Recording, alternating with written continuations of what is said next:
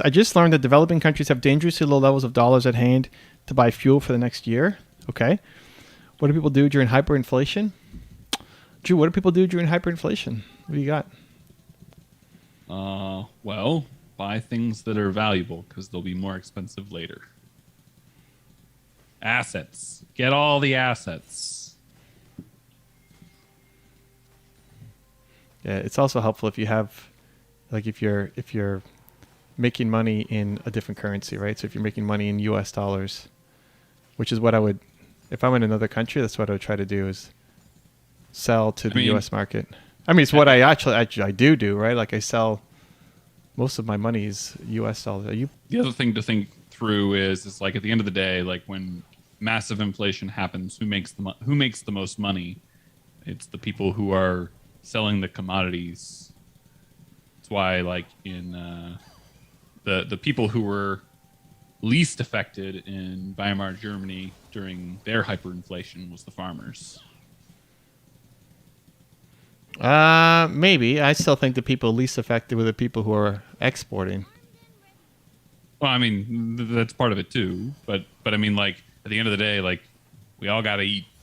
Crypto might be creating so much opportunities in developing countries. Okay.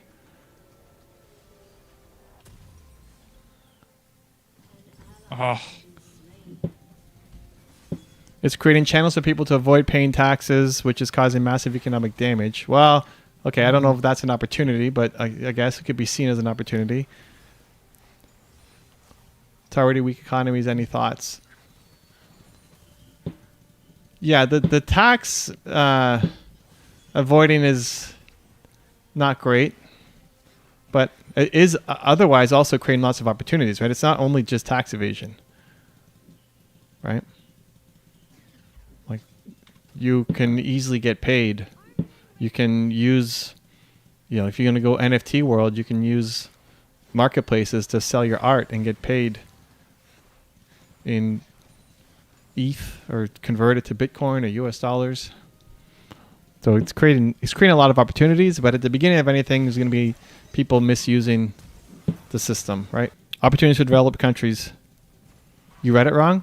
I think it's opportunities for everybody. I don't know why you think it's opportunities for developed countries more than developing. Like, if you look at currency, the U.S. currency, the developed, oh my God, we're losing our base. Developed countries already have established, oh no. Base. I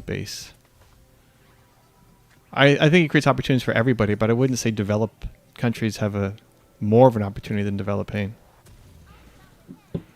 I think what it does is really helps level the playing field, so that anybody can win, no matter. That's the whole promise, right? It's like just like the internet did too. You can. Oh, team is struggling. I have a feeling our perfect record is in question here. Oh no, Drew, that's some no bueno right there. I would agree.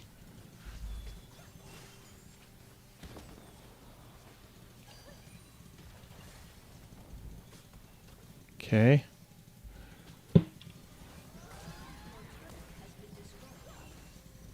We can't invest in crypto here. It's illegal. Well, it's like you're picking one market, right? It will be ultimately unstoppable. It will be unstoppable. Developing countries are banning it because they can't afford money going out in crypto. Some. How many? Make a list of how many developing countries there are and how many have banned crypto.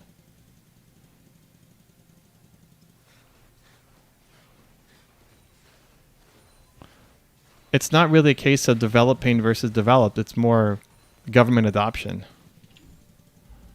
and legislation. Look, even in Canada, they were trying to block Bitcoin donations to the truckers protest that's happening here. Oof. Oof, oof, oof is right. But it still is it's unstoppable. It will happen. Just a question of when. But it's not really developed thing. It's more of a government blocking thing, which can happen anywhere. This is not going to create a better world. It's tending to create poor countries will stay poor. I don't think so. No, I don't think so. I think poor countries will get better.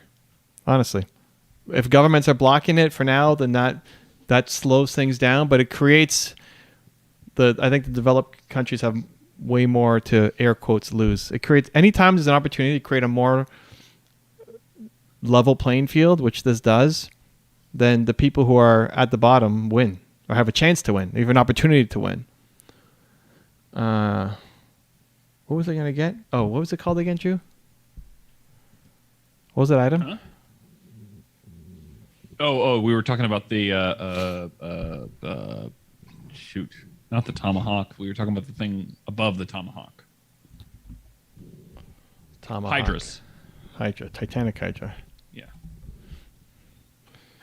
We're already falling behind. Well, yeah, you have legislation that's not helping you. Okay, every government is gonna have to figure what they're gonna do.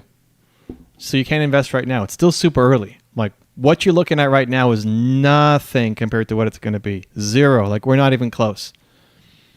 And anything that levels the playing field make things easier. You're looking at it in a really short-term window.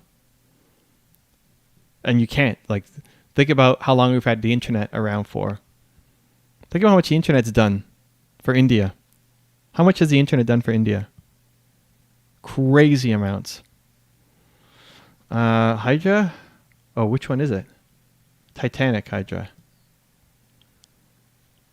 Yeah, Okay. Titanic. 75% for ranged users. Oh, On-hit okay. damage also applies to structures. Yeah. That's the one. If the government allows to invest right now, our economy will collapse. Hmm? It's not like the internet VYN. I don't know what the VYN means. The economy won't collapse. And they will have to, crypto will make its way into all those markets. It will happen. And you'll end up way ahead of where you are now. It will just happen. It has to happen.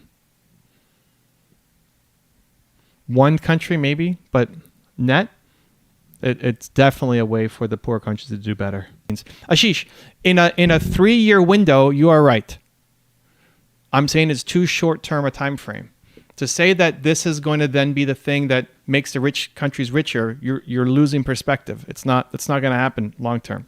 3 years, sure.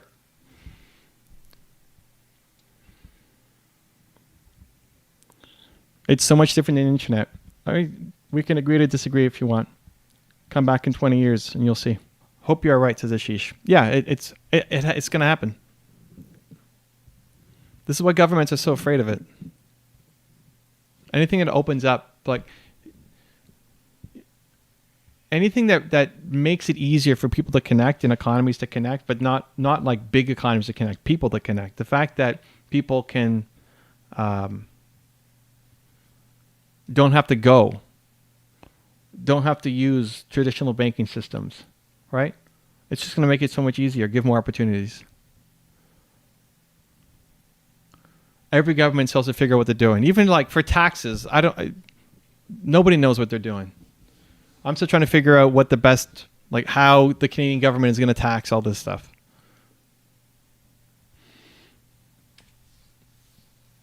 So if a government outright bans it, people will still find a way around it, right? But still, yeah, that's going to hurt. But overall, it'll do a lot more help for developing countries in the long term.